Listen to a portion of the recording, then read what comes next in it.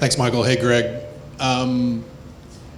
If memory serves, Weston said something on the day of the roster reveal about him having a setback. So I was just wondering if you could give us an update on his condition. I know he's not here, but what do you know about his recovery? I think it's going really well. From everything we heard, he's been training with the team yesterday. Wasn't in the squad, but we expect him to have. Can you shut that up? We expect him to be full in training.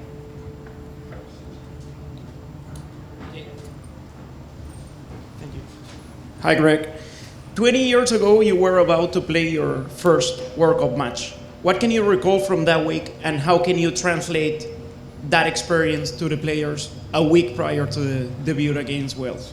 Yeah, the way I look at this is we can say anything we want. I can give them any type of experience that I've had, but I know this group, and they're not really going to know until the whistle blows against Wales, and that's going to be part of it. We're sticking to the values of who we are as a team, what we want to accomplish in this tournament, and then we get ready to go.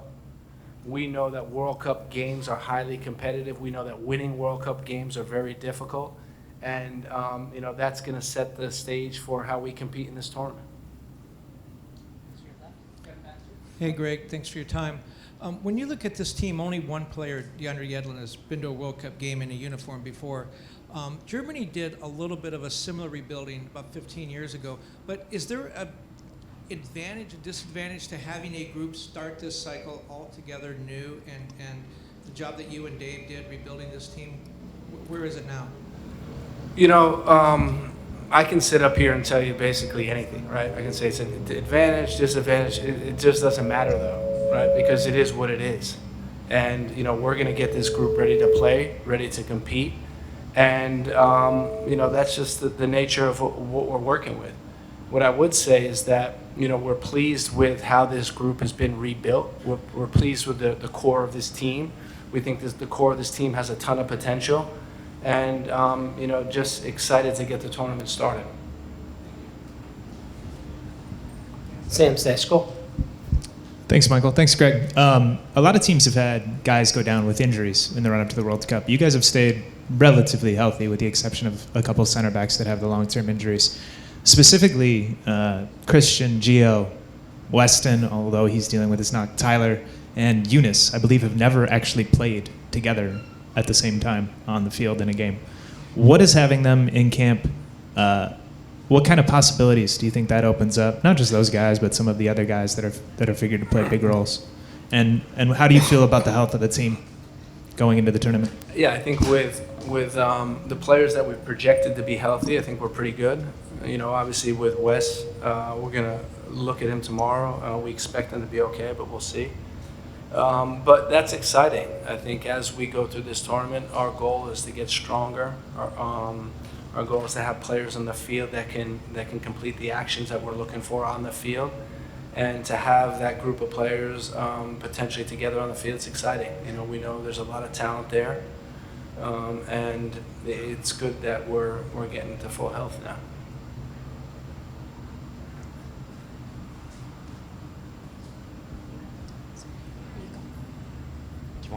No, go ahead, Brian. Okay. Thanks. One of the things that we talked a bunch about during qualifying was planning ahead, one game at a time, rotation, focus. These 3 games come pretty quickly. How much of this week is going to be devoted to drilling down on Wales and preparing for Wales? And how much ahead of that game are you sort of also thinking about principles and patterns and formations and players you might want to look at for the Iran and England games? Yeah, that's a good question. We hope that we can use this week effectively. We have 4 training sessions this week, 3 left, and then we go 2 before the game against Wales.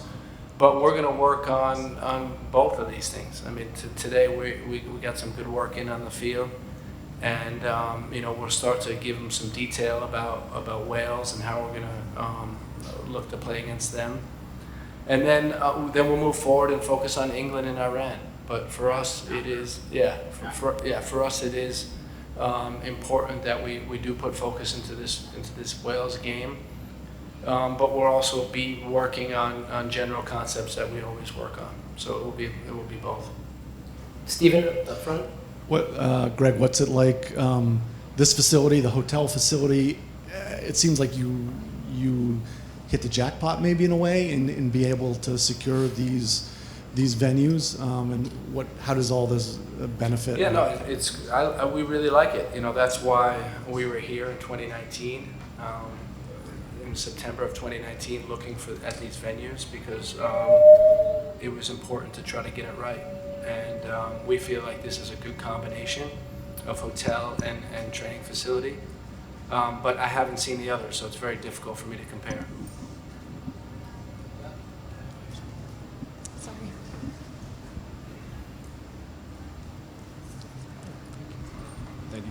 Greg, I know you've been here before, but for the players, it's the first time here. What have the first few days here been like? The first impression, first time you've been here with your team. I mean, how's it been? Have they adjusted to the heat, the facilities, the hotel, the whole environment? Thanks. Yeah, so we're gradually getting guys in, right? Today we have 22 of the 26 players. By tonight we'll have all 26.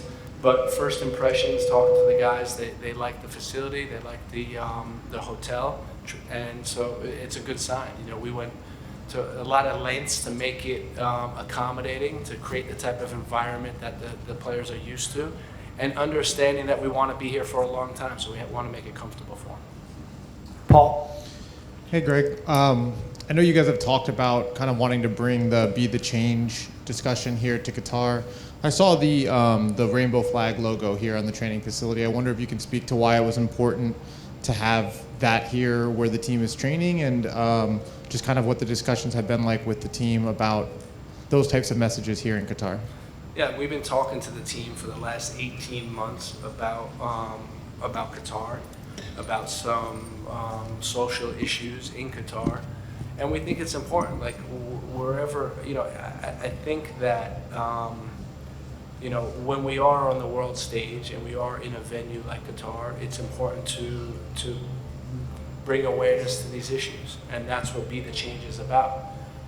You know, it's not just stateside that we want to bring attention to social issues. It's also abroad.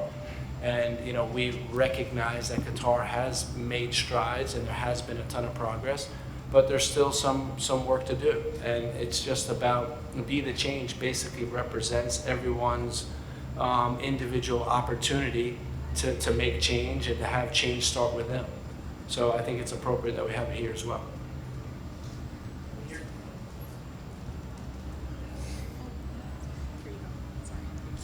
Hello, from the Telegraph in England. I just wonder, Greg, when you look at this Wales team, you've obviously played in the English League yourself. There are some recognisable characters. Kiefer Moore has had a very good run recently, 3 goals in 3 with the Premier League. How do you analyse that threat and that kind of profile of players?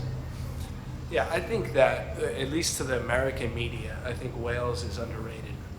When I look at their squad, it's basically a Premier League squad. You have Daniel James, who scored the other night against Man United, high quality player. You have Harry Wilson, high quality player. Kiefer Moore, you know, Nico Williams, Brendan Johnson, Gareth Bale, Ben Davies. You know, to me, it's a really good squad, a formidable squad.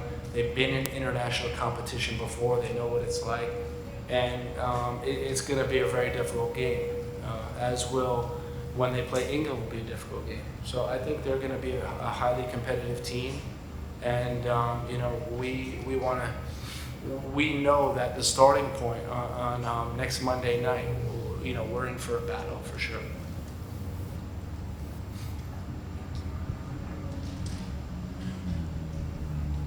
Hello, I'm Alexander Stojanovic from Serbia. Greg, congratulations for everything. And what would I like to ask you is about Bora Milutinovic. Have you seen him? And because of his big experience, what he would tell you, what is his advice for tournaments like this? Bora is a genius. You know, he's coached in enough of these tournaments. We saw him last year at the Gold Cup. It's always great to see Bora. You know, he's actually the coach that gave me my first international cap. So I got a lot of love for Bora. But to me, you know, the best thing was I happened to see him with a longtime player of his, Marcelo Balboa. and to see the interaction between them. You know, he last coached Marcelo in 1994, and to see the love that they had for each other, you know, I'd be lucky myself if I see a player, you know, 28 years later, and we have that love for each other. So it was a wonderful experience to see that, and Bora, you know, has made a big impact on soccer in the United States for sure. Last question for Daniel.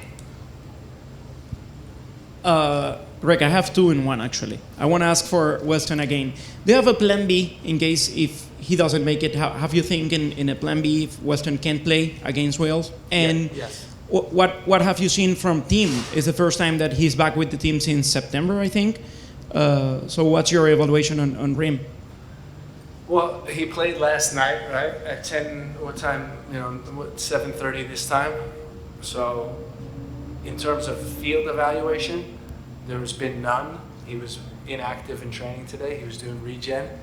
But, you know, I can speak on, we're going to sort these mics out for next press conference. This is unbearable. Every time, I feel like I'm whispering. Anyway,